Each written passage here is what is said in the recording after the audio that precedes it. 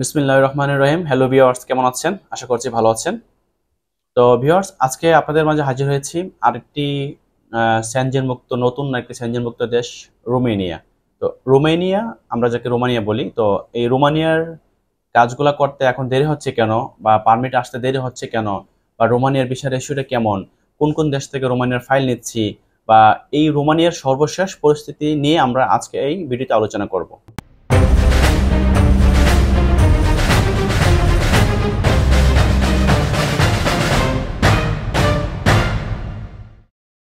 Viewers, আপনারা জানেন যে রোমানিয়া হচ্ছে যে আপনার সেন্ট্রাল ইউরোপের একটি দেশ, এবং নতুন তারা সেনজেনভুক্ত দেশের আওতায় যোগদান করেছে রোমানিয়া এবং বুলগেরিয়া, এই দুইটি দেশ। আর রোমানিয়া হচ্ছে খুব সুন্দর একটি দেশ, অনেক বড় একটি দেশ। আপনারা মানচিত্রে দেখলে বুঝতে পারবেন যে রোমানিয়ার আয়তনটা। অনেকে প্রশ্ন করে থাকেন যে ভাই, রোমানিয়ার পারমিট হতে দেরি হচ্ছে কেন, পারমিট বের হতে দেরি হচ্ছে কেন। আমি কিছু কথা বলিনি আপনাদের মাঝে। যেহেতু রোমানিয়া আপনার নন সেনজেন ছিল, আর রোমানিয়াতে প্রতি বছর একটা কোটা থাকে যে ফরেন ওয়ার্কার ওরা কতজন নেবে। গত বছর যে কোটা ছিল, সে কোটার আওতায় যাদের পারমিট হয়েছে, যাদের হয় নাই তাদের হচ্ছে এই 2024 সালে কোটায় হবে। আর একটা পারমিটের জন্য আপনি জানেন, প্রথমে হচ্ছে যে ফাইলগুলা প্রত্যেক এজেন্সি ফাইলগুলো সেন্ড করে তাদের নিজস্ব লয়ারের কাছে। সেন্ড করার পর হচ্ছে ওই লয়ার এই ফাইলগুলো ট্রান্সলেট করে, নোটারাইজ করে, লিগালাইজড করে, তারপর একটা অনলাইন সাবমিশন করে। অনলাইন সাবমিশন করার পরে ওই প্রত্যেকটা লয়ারকে ইমিগ্রেশন থেকে ফিজিক্যালি জমা দেওয়ার জন্য অ্যাপয়েন্টমেন্ট ডেট নিতে হয়। এখন কোনো কোনো কাউন্টারে ইমিগ্রেশনে 2 মাস 3 মাসের মধ্যে কোনো অ্যাপয়েন্টমেন্ট পাওয়া যায় না। আবার কোনো কোনো শহরে আছে 1-1.5 মাসের মধ্যে অ্যাপয়েন্টমেন্ট পাওয়া যায়। এটা ডিপেন্ড করে হচ্ছে আপনার ফাইলটা রোমানিয়ার কোন শহরে জমা হয়েছে, বুখারেস্টে নাকি ক্লোজে, হ্যাঁ, নাকি আপনার সাতোমারিতে, তারপর আরো অনেক আছে, যেমন ব্রাসোভ আছে, আরো অনেক সিটি আছে। তো কোথায় জমা হয়েছে ডিপেন্ড করা হচ্ছে সিটির উপরে। আর বেসিক্যালি যখন আপনার এই অ্যাপয়েন্টমেন্ট পাইতে পাইতে 3 মাস লাগে একজন লয়ারের, তো অ্যাপয়েন্টমেন্ট পাওয়ার পরে কিন্তু ওই লয়ার ওই কাউন্টারে গিয়ে ফিজিক্যালি ফাইলটা জমা দেয়, হ্যাঁ, সকল ডকুমেন্ট নিয়ে। তারপর জমা দেওয়ার পরে কি করে, জমা দেওয়ার পরে ওই ফাইলটা ইমিগ্রেশনের কাছে চলে যায়। আর মূলত হচ্ছে একটি ফাইল সাবমিশন করার পর থেকে একটা ইমিগ্রেশন আন্ডারে চলে যায়। এখানে লয়ারের কোনো কিছু থাকে না যে সে ফোর্স করে কিছু একটা করবে, এই অ্যাক্সেস আসলে লয়ারের থাকে না। লয়ারে কি করে, যখন জমা দেয় ফিজিক্যালি, জমা দেওয়ার পরে তখন অনেক সময় 1 মাসের মধ্যে পারমিটগুলো ডেলিভারি দিয়ে দেয় ইমিগ্রেশন থেকে।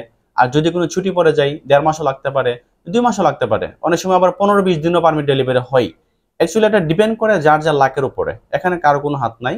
আর যার যার রিজিকের উপরে। আসলে রিজিক এমন একটা জিনিস ভাই, আপনার রিজিক যখন টান দিবে, আল্লাহ পাক যখন আপনার রিজিক লিখে দিবে, ঠিক তখন পৃথিবীর কারো শক্তি নেই আপনাকে আটকে রাখার, এটা মনে রাখবেন। আর আল্লাহ পাক যদি আপনার রিজিক না লিখে, পৃথিবীর কোনো শক্তি না আপনাকে রোমানিয়াতে পৌঁছে দেওয়ার, আপনার ভিসা করে দেওয়ার, এটা মনে রাখবেন। তো সেক্ষেত্রে অনেকে আছে এজেন্সিকে দোষারোপ করে থাকে, হ্যাঁ, যে এজেন্সি আমার কাজটা ডিলে করতেছে, লেট করতেছে। আসলে এখানে এজেন্সি ইচ্ছা করে কখনো কোনো কাজ ডিলে করে না, লেট করে না। কারণটা কি? কারণটা হচ্ছে প্রত্যেক এজেন্সি চাই তার ক্লায়েন্টের ভিসাটা একটু আগে হোক, আগে হইলে 2টা টাকা তার পকেটে আগে ঢুকবে, ঠিক আছে। আর রোমানিয়া হচ্ছে আপনার যেহেতু নন সেনজেন থেকে সেনজেনে যোগদান করেছে, সেক্ষেত্রে রোমানিয়ার ইমিগ্রেশনের রুলস অ্যান্ড রেগুলেশন অনেকটা পরিবর্তন হয়েছে। তো ওই পরিবর্তনের জন্য আরো অনেক কাজগুলো অনেক দেরি হচ্ছে। যেমন হাঙ্গেরির ইমিগ্রেশন প্রায় 4 মাস বন্ধ ছিল এই জন্য, রোমানিয়া সেনজেন হয়েছে এই জন্য। তো আসলে এগুলো হচ্ছে বোঝার বিষয় ভাই। আপনারা যারা দেশ বিদেশে থাকেন, বা সবাই 18+ যারা অ্যাডাল্ট, তো সবাই বুঝবেন যে আসলে বিষয়টা, এগুলো হচ্ছে ইমিগ্রেশনের কাজ, একটা সরকারের কাজ, হ্যাঁ, ইমিগ্রেশনের কাজ, এগুলো কারো কোনো হাত থাকে না। তো এই সকল বিষয়ের উপর ডিপেন্ড করা হচ্ছে রোমানিয়ার কাজগুলো একটু ডিলে হচ্ছে। আর আর হচ্ছে অনেকে প্রশ্ন করে থাকেন যে রোমানিয়ার ভিসা রেশিওটা কেমন। তো রোমানিয়ার ভিসা রেশিওটা হচ্ছে বাংলাদেশ থেকে একটু কম পার্সেন্টেজটা। যেমন ইন্ডিয়াতে ফাইল জমা দিলে আপনার অনেকটাই কম, আসলে এটা বলা যাচ্ছে না। ধরেন 50-60% ভিসা হচ্ছে, অনেক সময় আবার কোনো কোনো মাসে 20% ভিসা হচ্ছে, 80% রিফিউজ হচ্ছে, এটা আসলে বলা যায় না। এটা ডিপেন্ড করে হচ্ছে যার যার ভাগ্যের উপরে, যার ভাগ্য মানে আপনার সুট করবে, হ্যাঁ, যার ভাগ্যে মানে রোমানিয়ার ভিসা ফেভার করবে, তারই ভিসা হচ্ছে। তো এই হচ্ছে রোমানিয়ার বিস্তারিত। আর হচ্ছে রোমানিয়াতে আমাদের আর নতুন কিছু ডিমান্ড আসতেছে।